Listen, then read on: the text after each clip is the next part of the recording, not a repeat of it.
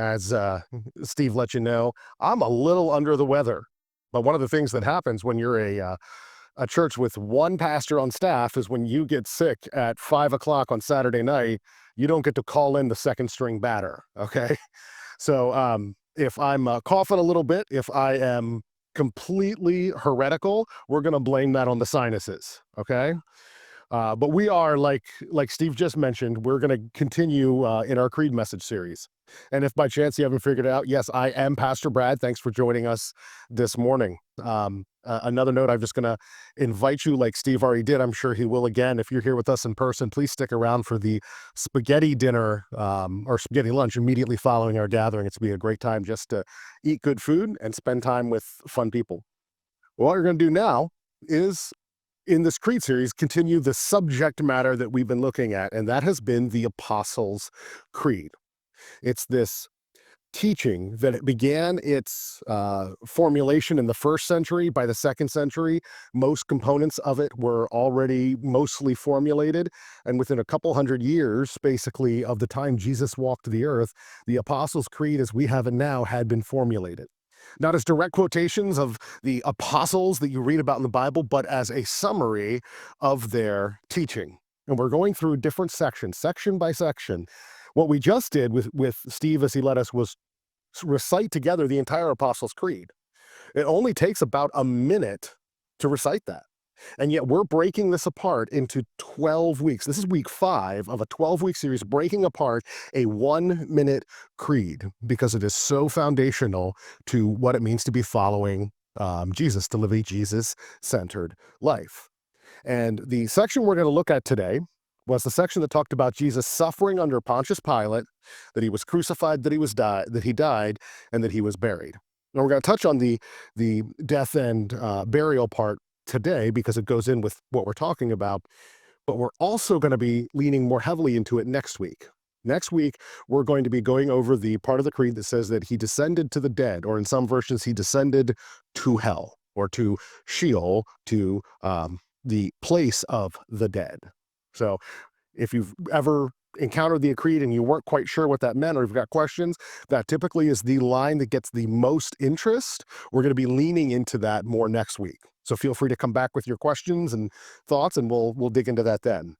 But this week, we're going to be operating under this idea that, like the creed says, that Jesus did suffer a real death in order to share real life. His death was legitimate. His death was, as we're going to see here, historical, but it was a death that served a eternally, cosmically eternal purpose. And that was to impart life to the creation that had wandered away from him. So Jesus suffered real death in order to share real life. And one of the things I like to do, I've been trying to lean into this for a little over a year now, is to bring voices or share voices with you that maybe we wouldn't normally hear. One of the things that I learned in seminary, it seemed to be the qualification to be a theologian was to be, first of all, old, and second of all, to be white. That seemed to be like all the theologians that I encountered were old white guys. And that doesn't mean what they were saying was wrong, but it did let me know that, hey, man, I'm probably getting a particular perspective from this. So I try to lean into others. And I've brought you voices from the African-American community. I've brought you voices from the Middle Eastern community, from almost 2,000 years ago up to 3 years ago. I've brought you male voices and female voices. Well, today I'm bringing you someone that I had never encountered before this week. And I'm sure I'm going to butcher the name. But his name, as far as I can say it, is Kazo Kitamori. He is a Japanese pastor and theologian who lived around the mid-20th century and wrote, or at least wrote around the mid-20th century. And he wrote a book called The Theology of the Pain of God. And there was just some really interesting things he said. And I wanted to share just a couple quotes that he wrote. He said this: the center of the gospel is the pain of God. The gospel is the gospel of the cross. Everything hinges on the Christ of the cross. The fact of the cross is the axiom of theological thought. The essence of God can be comprehended only from the word of the cross. See, as he was writing, he was noting that at this linchpin of what we consider our Christian faith is the death, burial, and resurrection. Well, truly, the life, death, burial, resurrection of Jesus. And we often use an icon to point us to that. Does anybody know what an icon is? Well, in Roman Catholicism and Greek Orthodoxy, they spend more time on iconography, or the study of icons, the theology of icons. And icons are symbols. They are visual representations of a non-physical, often, reality. So an icon of our faith would be a picture of our faith or part of our faith. And in the Protestant tradition, what you'll find is the thing that's hanging up on the wall behind me. What's that called? The cross. That the cross is the center icon of our faith. And as a interesting note, do you know the primal distinction between, let's say, a Roman Catholic cross and a Protestant cross when it's represented? Anybody know? In Protestant iconography, our crosses don't have a depiction of Jesus on it, because we believe that Jesus is no longer on the cross. And in Roman Catholicism, this is one of the theological differences, they tend to picture the eternal suffering of Jesus on the cross, and that there's just some theological differences there. But we use that to point to this moment in history where we say everything changed. It's the center of our faith. Well, Pastor Kitamori, he focuses that God himself is an experiential God. God himself feels pain. He felt pain on the cross in the person of Jesus, but also as the Father in the triunity of the Godhead, he experienced pain, and it's centered on that cross. But the thing of the matter is, it wasn't like, oh, I guess I have to go through this, full stop, move on, but that it was essential to demonstrating his love. That he knew that we as humanity had brought in sin into our lives way back from the garden. We brought it in, but then each and every day we continue to bring sin on ourselves, and others bring it on us. We do it to one another. That pain is central to the human situation, and God understood and God experienced with us pain, and he sees it as essential. Kitamori here, he says that it is essential that God would do that so that he can be what the New Testament goes on to describe as a sympathetic high priest, one who has shared in all of our sufferings, and that God himself did that. So what we're going to do is, kind of as a central idea, we're going to be looking at the picture of the suffering servant in Isaiah 53. Has anybody heard that title before? The suffering servant. It's been applied to Jesus. And just so you know, this is from the book of prophecy, from the book of Isaiah. We're going to look at suffering and love. I'll just put it up there. This is kind of the central verse we're looking at, verse 5. Let me read it and just make a couple quick comments. It says that he was pierced for our transgressions. He was crushed for our iniquities. Upon him was the chastisement that brought us peace, and with his wounds we are healed. Okay? Beautiful picture of what Jesus did. But this was written hundreds and hundreds of years before Jesus was even a sparkle in Mary's eye. Okay, this was a prophetic utterance from the prophet Isaiah, and there are three main views to who the original suffering servant was, or what this passage from Isaiah 53 is looking at, and other kind of places in there in Isaiah. From the kind of historical literary point of view, it was that it kind of looked at Israel itself as the suffering servant, and that it was this picture of what it meant to suffer. That's more of your kind of secular view when they're looking at it from that lens. If you look at it from a Jewish perspective, it too says, oh, this is looking at Israel, but it's saying, but Israel is the one who redeems the world. Like it adds on that moral culpability that the suffering servant is Israel. The nation, the people, the ethnic group of Israel, who will be the one who suffers this pain and this loss, and yet is this moral example to the world of what you're to do to overcome it. And they actually sometimes will look and say, this is actually also looking ahead to a Messiah, but not really a Messiah. There's a future servant that's coming. He doesn't have to be a Messiah, and it definitely wasn't Jesus.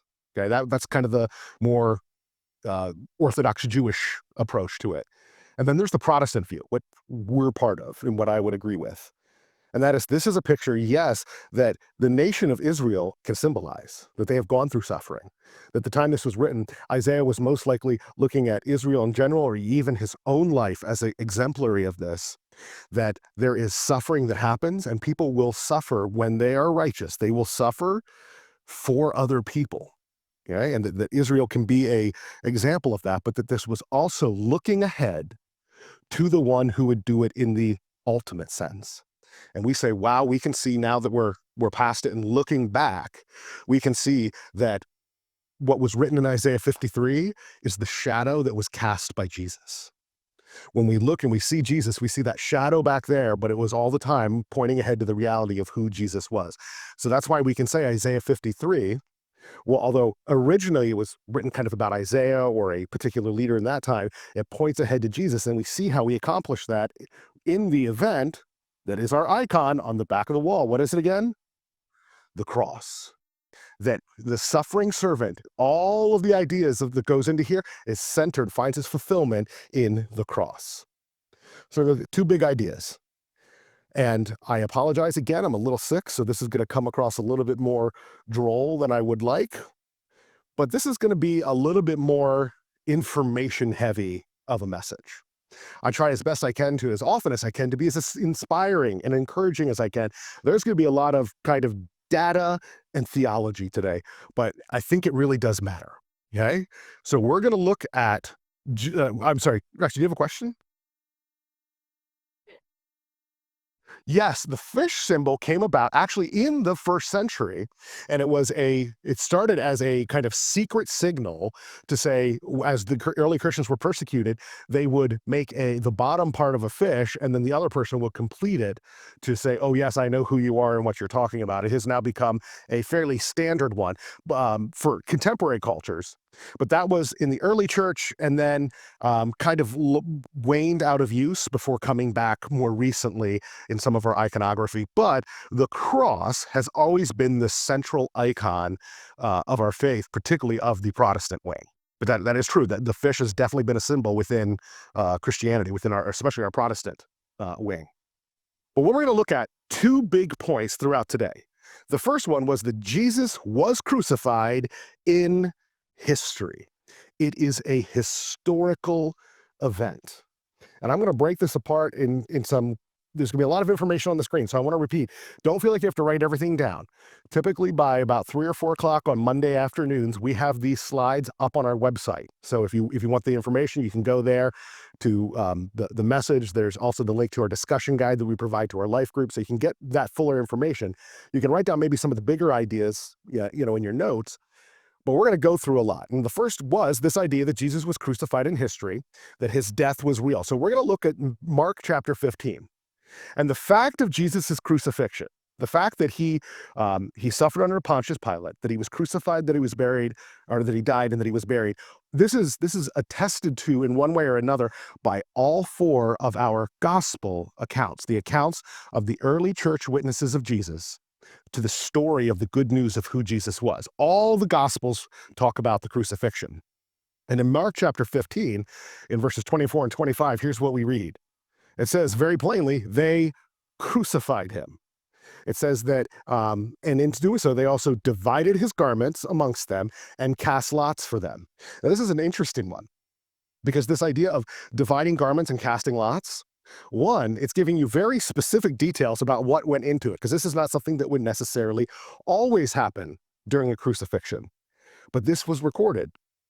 And does anybody, for super extra amazing triple Jesus points, know where in the Old Testament this reference is pointing to? Mark here is specifically pointing to a particular verse in the Old Testament. Does anybody know it?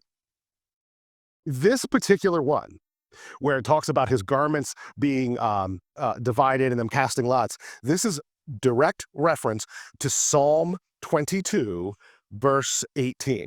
So if you want to double check me on that, feel free to write that in your notes so that you can go look up later and make sure. It's exactly what I know, Jerry. I talk too quick. That's what happens. But it literally is looking back to Psalm 22, verse 18, which prophesies ahead to what would be to come, and Jesus fulfills it. And they include these specific details. And it says they did this to decide what each should take. Verse 25, and it was the third hour when they crucified him. Now, this is important. We're going to see this because there are details included here that could be verified. Okay? When we look back on historical events, like let's just think about the history books that we read in school.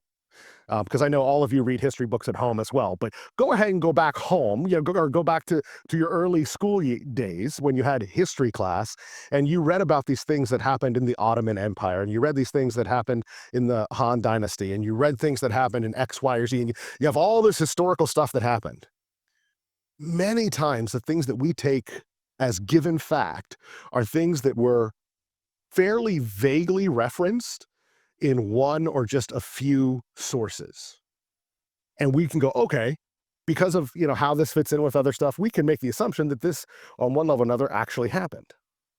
The difference is with the New Testament, particularly with the evidence for the crucifixion of Jesus, we have widespread, multiple sources of and claims about this, which points to the historicity of the cross.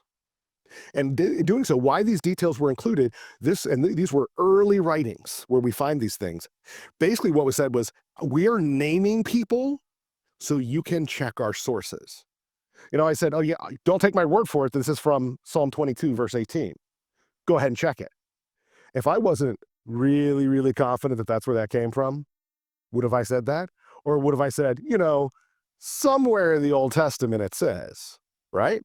When you make it specific, you make it verifiable. And that's exactly what we see these gospel accounts doing, exactly what we see in Mark 15. So let's look or deal with the idea of the historicity of Jesus' suffering and his crucifixion, because they matter. They matter theologically. So again, this is where you're going to get a whole lot of information on the screen. Don't feel like you have to write it all down. And given the foggy nature of my brain right now with the cold medicine combined with sinuses filled with mucus, I'm going to actually basically read this so that I don't go off too many rabbit trails or say something that is actually heretical, okay? So here we go. First of all, we want to look at the specific biographical markers, things that we find that are you can write down, you can check, especially people of the day could have gone out and said, oh yeah, I know this person. Oh yeah, I remember when this happened, that kind of stuff. See, Jesus' suffering happened under the governance of a known Roman official, Pontius Pilate, rooting the cross in history rather than a myth. The Gospels present the crucifixion as a public event, which crucifixions were. And they weren't, although they happened somewhat frequently, it wasn't like, if you've ever seen, and I'm not encouraging you to do it, Monty Python and the Life of Brian. I'm not going to make you raise your hands if you've seen it, okay? There's some sacrilegious stuff and other things in there. But basically, they throw this idea of crucifixion out like it's, just the entertainment of the day, and, you pass out snacks while it's going on, and, oh, just another crucifixion, no big deal. That's not the case. It was a very public event, and it was very impactful on the public. See, it was witnessed by soldiers, by bystanders, and the disciples themselves, who would go on to write these good news gospel accounts. Mark even notes in the precise hour, what we just read, the third hour, which is basically 9 a.m. The Jewish clock starts, especially in antiquity, at 6 a.m. So when you say the third hour, you add 3 to 6, and you get 9. I already gave you the answer, and still Rex was the only one who got it. Nicely done. You get those extra Jesus points today, right there. Whoever's keeping track, mark them down for us. There we go. Okay, so he names a precise hour. This underlines that it was an observable reality. These biographical, these historical markers grounded in a real event. The crucifixion wasn't just a nice story that people started to tell to kind of make a point. This was an actual historical event. And also, this idea of crucifixion was a fairly well-known thing in the first century. And it was known as a lethal sentence. Because some would say, well, he might have been crucified, but he didn't really die. That is not possible with crucifixion. See, burial confirms the reality of his death. Joseph of Arimathea obtained the body, he wrapped it in linen, and placed it in a tomb. The women saw where he was laid. The attention to detail shows that Jesus' death was not presumed, but proven. And Easter's empty tomb only has meaning if the tomb was truly filled on Friday. Okay? The fact that he was buried, these people were not confused by death. In fact, the people of the first century world were way more accustomed to and way more comfortable with death than we are. Do you know why? People died more. People died younger. There were all kinds of things that would kill you. They knew what death looked like. And they're not going to do the, well, he's probably dead. Let's bury him. Okay? The fact of the crucifixion was one of the things they did, which if you read the gospel accounts, you find this, was that if it was taking too long for someone to die, because crucifixion could take a long time, they would literally come up with large hammers and break legs. They would snap your legs so that you could no longer push up and you could no longer take a breath. Okay? And that would kill you, because crucifixion always, always, always resulted in death. The thing was with Jesus, they came up to him like, oh, we don't even have to break his legs. He's already dead. If there was any question about whether or not he was alive, they would have broken his legs, and yet they didn't. Yeah, Rex, you got a question? It's an amazing picture. Yeah, it's an absolutely amazing picture, because he had completed all the suffering for all of mankind on that cross, and it was done, and he gave up his spirit. Now, the crucifixion was always a lethal sentence. The fact that he was buried points to the fact that he really did die. And it wasn't just a death, it was a brutal death. See, the cross shows the physicality and the extent of his suffering.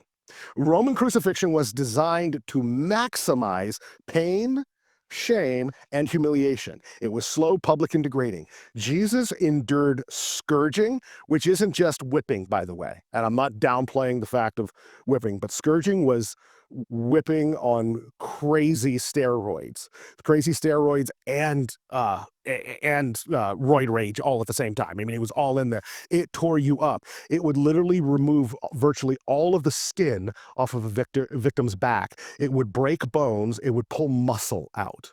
That's how wicked scourging was. He went through that. He had nails driven into his appendages. He had the agony of asphyxiation. And asphyxiation, the dying by suffocating, that was prolonged, because as he was hanging up like this, it would put pressure on, and you couldn't inhale, you couldn't exhale. It would just be stuck in there. So in order to breathe, you would push up with your legs to let that out and gasp in another air, and then you'd fall back down, rubbing the back that had been torn open on the wood, all the nails that had been put through your wrists and your feet, just tugging on all that. It would have been excruciating, which is why that's how they made sure you were dead. They broke your legs because you could no longer push up, and you would finally suffocate to death. It was brutal. And so you would not claim to have done this to someone if it didn't really happen. The fact of its brutality, and its well-known brutality, everyone would know about the people that were crucified, because it was so brutal. It was so public. It was essentially saved for the worst of the worst. That's what our Savior went through. But this also roots it in history, because you would never claim, oh yeah, you know that guy that was crucified. They'd be like, no, that guy was never crucified. Like, you would know. This points to, again, to the historicity. And this matters because God's empathy is tangible. It's not abstract. This suffering is not just this idea of, well, things are rough and you can get through it and that'll be good. No, it's real. God's salvation is not abstract or symbolic, but it's rooted in flesh and blood, just like Jesus was flesh and blood. See, by undergoing real suffering and real death, Jesus identified with human pain at its deepest level, and he entered into our frailty so that his redemption, the redemption he would provide, would touch every corner of our existence. It matters. But most everything that I've shared with you, I mean, I leaned into the Roman crucifixion, which, there's outside sources for that, obviously, that provide details. But it's not, a lot of what I'm saying is, oh yeah, the Gospels are saying this, and here's what Matthew says, or here's what Mark says. And that's a lot of what we look at. But you need to know that this is not just a Christian idea we came up with. There are historical evidences for the absolute legitimate factual crucifixion of Jesus. We have, from the Roman historian Tacitus, He records in his annals, chapter 15, verse 44, if you're interested, that Jesus was executed under Pontius Pilate during the reign of Emperor Tiberius, excuse me. That is written in his Roman history. He was not Christian. He had nothing to do with it, but this was a legitimate event that happened under the auspices of the Roman Empire, and he recorded it. And then the Jewish faith, they had their own historians. And there's one named Josephus. Has anybody heard of Josephus? That's one that tends to be a little bit more well-known. He provided history that was he wrote shortly after Jesus walked the earth. And in his book called Antiquities, and this is, and I forget exactly how it breaks down. It's like chapter 18, section 3, verse 3. But that's where it's found in this book, Antiquities. He records that Pilate himself condemned Jesus to the cross. That happened. According to a Jewish author, a Jewish historian, he said, oh, yeah, Pilate definitely had this guy crucified. And if you understand anything about that day, Christianity in the first century world was seen as a heretical cult of Judaism by those who were Jewish. So he would not have been writing something to give credence to. He wouldn't have been making up a lie to help out the Christians and say this was true. If anything, he would have been motivated to say, oh, they made up this crazy lie. Jesus was never crucified. But he wrote it down as a legitimate piece of history. And then there are other references. There's the Babylonian Talmud. It references his execution, and other early critics of Christianity, such as Lucian of Samosata, they mock Christianity. They mock Jesus because, again, like I said about crucifixion, was reserved for the lowest of the low. It was the most shameful thing you could go through in that culture. And they're saying, wait, your leader, your teacher, your God was crucified? And they would just laugh at Christianity because they said, yeah, this thing happened and that's who you're claiming? You guys are fools. So over and over and over again, we have in extra biblical, meaning outside the biblical account, we have references to the historicity of the crucifixion of Jesus. And this matters because Christianity itself is rooted in concrete action. We're not just a faith of good thoughts or good intentions or send positive vibes out into the river of the universe. We're a faith tradition that is rooted in action. It's why for the past several weeks, when I'm ending my messages, I have a slide that comes up with 2 words. You remember what those 2 words are? Do something. Don't just sit on it. Guess what? You're going to get it again today. There's another do something slide. But that's what Christianity is. And since the cross itself is both historical and physical, our faith is anchored in God's own concrete action. We don't cling to myth. We don't cling to metaphor. What we do cling to is what God has done in history and in and through the body of his own son. That's what we cling to. It's concrete action. So Jesus was crucified in history. Full stop. That is a historical fact.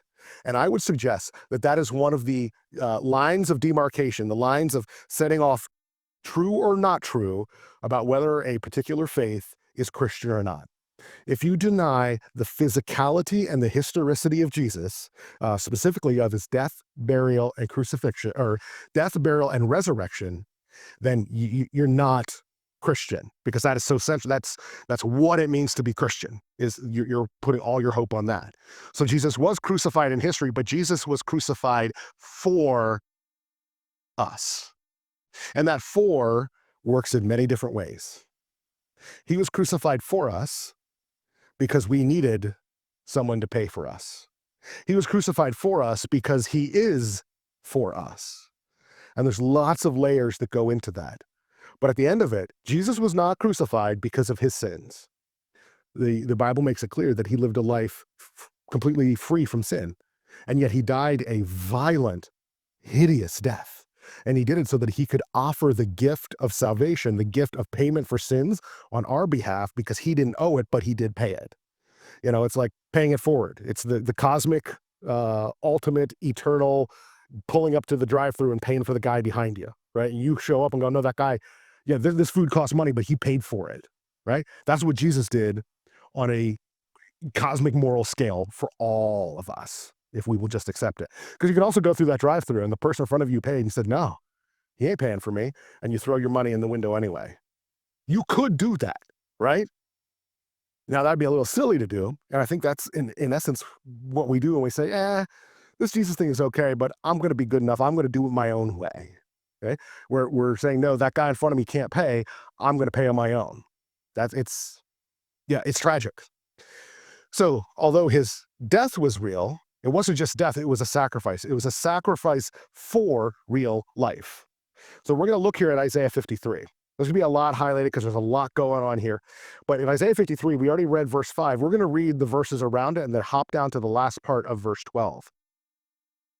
He says this in Isaiah. Sure, again, this is the suffering servant. Verse 4, surely he has borne our griefs and carried our sorrows. That the sufferings that we have, the sadness, the pain, all that stuff that we have, verse 4 starts off and says, yes, this suffering servant, he carries them. And yet, as we look at him, we esteemed him stricken, smitten by God, and afflicted.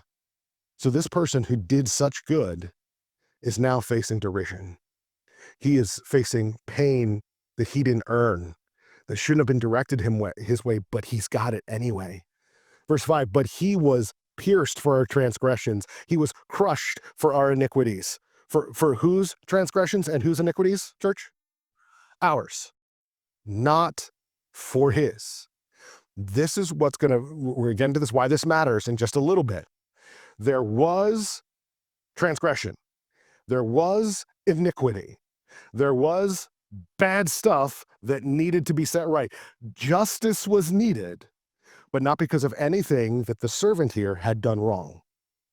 And when we look to Jesus, his cross moment, his cross story is not about him having to set right what he broke. There were things that were broken, and he paid the price for them to be set right, but it wasn't a price that he owed. It says, upon him was the chastisement, hey, you've done this wrong thing, that brought us peace. And with his wounds, we are healed. Right there, this is a turnaround from how we normally work. And I understand my kids struggle with it. They'll break something and say, Daddy, you can just buy another one. You don't have this concept of money yet, son, right? The money has to come from somewhere. And yet he wants it. Like, well, but we don't have this now, so just buy it. He doesn't recognize yet, well, the reasons it's broke is because of my actions. And so truly the responsibility is on me. Now, if you're not a parent to a kid, this is where it gets harder. Because let's say you go home today, and I saw some clip of this, and this is why this example is in my brain. There was a clip of a police officer who was off duty and backed his car over a curb, over a sidewalk, through a lawn, into a house, and said he just took the turn too tight. Okay? He was like, that's not my fault. How many of you think the homeowner was like, you know what? There's a hole in the side of my house. Oh, it did turn out that he was like double the legal limit of alcohol. Okay. Well, you know what? You had a rough day. Don't worry. I'll go ahead and pay for the house to be fixed. How many of you would that be your first response if someone backed their car into your house, your apartment, your whatever? Any of you? Yeah. And yet on a cosmic scale, this is what we're seeing happening. There is chastisement. There is something that's wrong that needs to be dealt with. And what God is offering through Jesus is not for the person who did the crime. It's not for the one who backed their car up while drunk into the side of somebody's house. It is on Jesus, who didn't do the wrong. Well, let's keep going. Here's verse 6. All we, and again, who's not included in all? No, nobody. This is all y'all, is what is being said. All we, like sheep, have gone astray. You've not learned anything about sheep over your time, like listening to church or being in Lancaster County, because they were literally out and bleating this morning. They are dirty. They are smelly. I'm sorry, Danny. Trust me, I smelled them on the way in. It was gross. Okay. I mean, even with clogged sinuses, I could smell these sheep. It was bad. Okay. but they're also remarkably dumb. They are known to walk into briar patches, and like you can see the clips where there's a sheep stuck in a trench. The people work hard, they get it out, they set it on free ground, it bounds twice and jumps back into the ditch. Sheep are dumb, and sheep go astray. That's why they need a shepherd. Some animals you can let just kind of wander and ranch and they'll come back. Nope, you need a shepherd for sheep because they dumb, and we're pictured like sheep, that we will wander away from true life, from the one who is our shepherd. Will wander away. It says we have turned every one of us to our own way. We do what we want to do. Again, if you have children, you know exactly what I'm talking about. Every child does it, but also every adult does it. We make excuses. We do everything we can to get our own way, and we will follow destructive paths, whether it's with substances, with relationships, with activities. We'll do whatever to do it my way. We'll even take good things that God says are good, and then we'll infuse them with worship. We'll say, well, this created thing, which is good, I'm going to actually lift that above what it means to follow God, what it means to see him for who he is, and I'll begin worshiping that thing. I've mentioned it before in Lancaster County. One of the ones we're most guilty of with that is family. It's where we'll say no to all the things of God because I have to say yes to all family traditions or stuff like that. And all of a sudden, this following of God gets further and further down the rung. Now, this doesn't mean you don't care about family. God says family is important. He talks about it all the time. But when we begin to worship it is where the issue comes in. All of us have gone away. All of us has turned our own way. And the Lord has laid on Jesus, the iniquity of us all. All the consequence of our sin is laid on him. Then if we hop down to the last part of verse 12, it says that he poured out his soul to death. Okay? All the way. And he was numbered with the transgressors. He was given the sentence of the worst, and yet he bore the sin of many. He carried it on his shoulders and makes intercession for the transgressors. It was a beautiful picture that it wasn't just this historical thing that Jesus did back in the day, that the suffering servant had done, and now it's just a story that we retell. The way the verbs are constructed, he bore, past tense, the sin. He makes, present tense, intercession. Jesus stands right now for each and every one of us, for every mistake that we make, every toe that we stub, every toe that we step on, and every injustice that we engage in. Jesus says, Father, they'll see that sin, see my sacrifice. They're mine. They belong to me. I've given them forgiveness. He makes intercession for us all. Now, this is where I'm going to go wildly fast. So if you want this information, you're going to have to get it from the slides. If the website gives you problems, I can send them to you directly. But there's something called theories of the atonement. Has anybody heard that kind of phrase before? This is moving a little bit higher into like seminary type talky stuff. But there's various ways of looking at what the atonement, what Jesus atoned for on the cross, how that took place. You are going to get the 12-mile view right now super quick. First of all, there's something called Christus Victor. This is about basically Christ's decisive victory over the powers of sin, death, and Satan. And this is something that did happen. He was victorious over it. It highlights the triumph of Christ and the cosmic scope of salvation. We see that in Colossians chapter 2. But there's a weakness to this.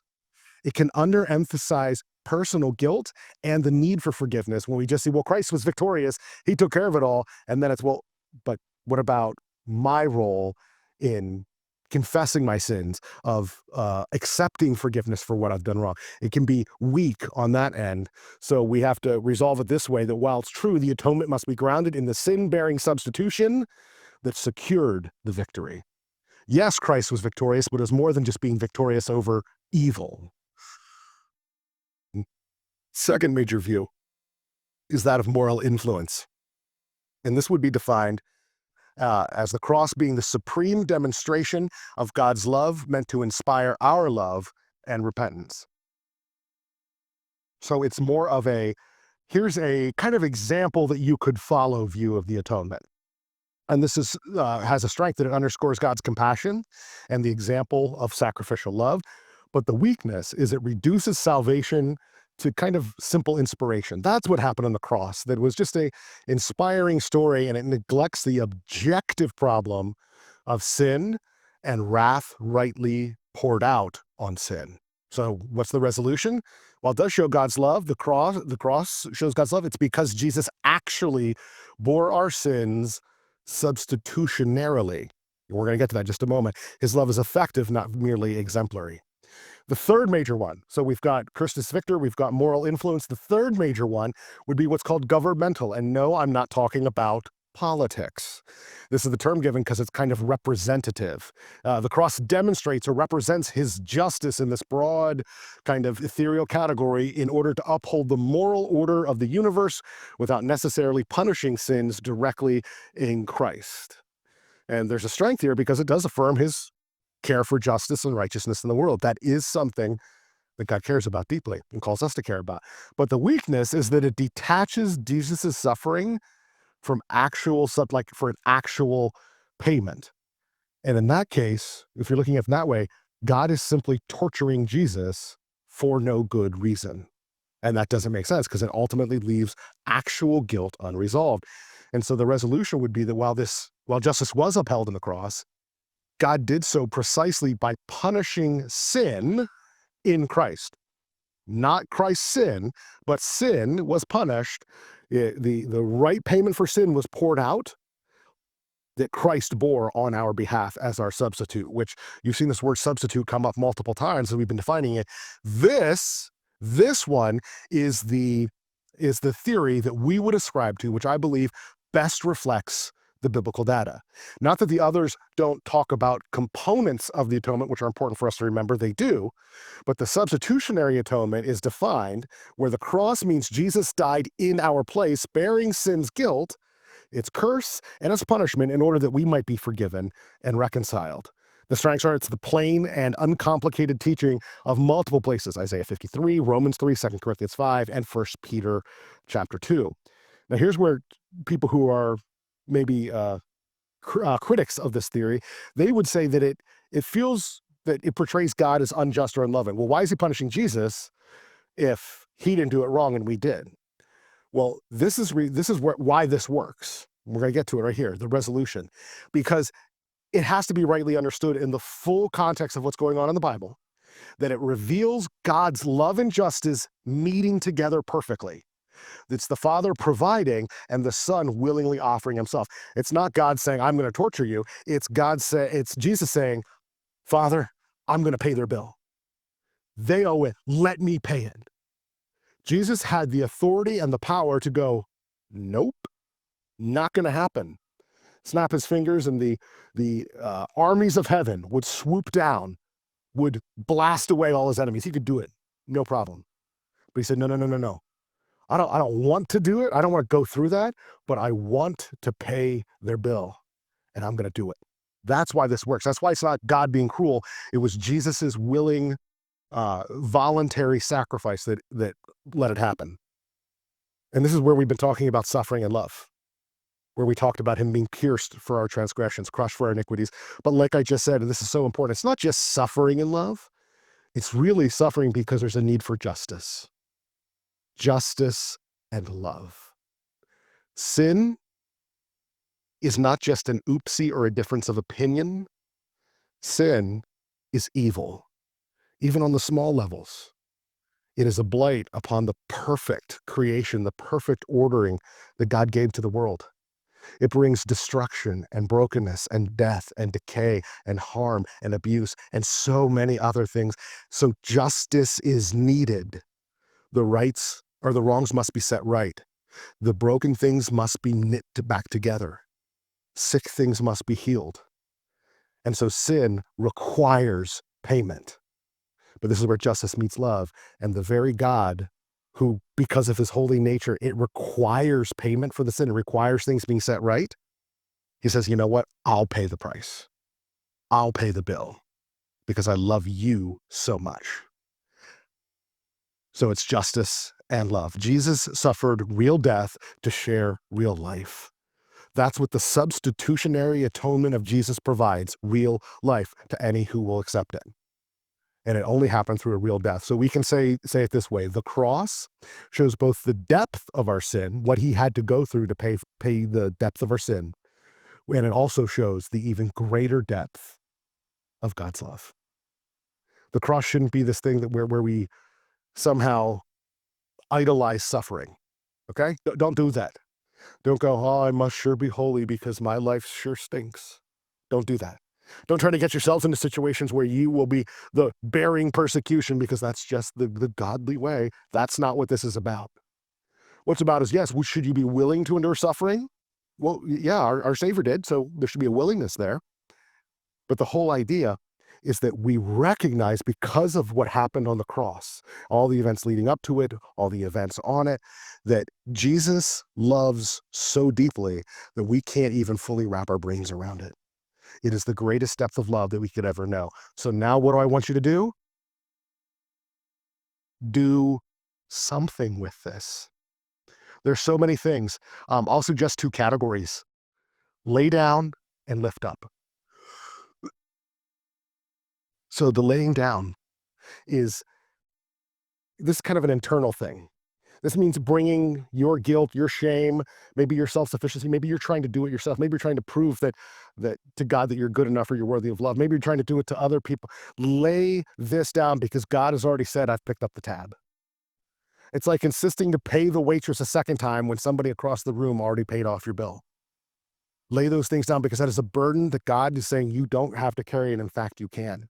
But on the other end, we need to be lifting up. We need to look for concrete ways to highlight the value of those around us. And each of us have different ways to do that. I'll mention again, because it's one of the things that I am very involved with right now, is Project Restoration.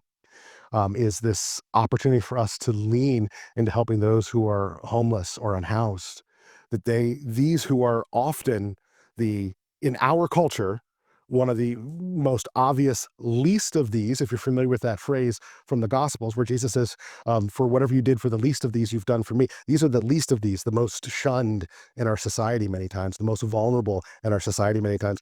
This is something that I'm leaning into, to lift up those who the world has stepped on, has stepped across, stepped away from. But each of us are going to have our own opportunities, our own spheres of influence to lift up others, just like Jesus was willing to lift up all of us when he took our sin, our suffering, our shame on the cross.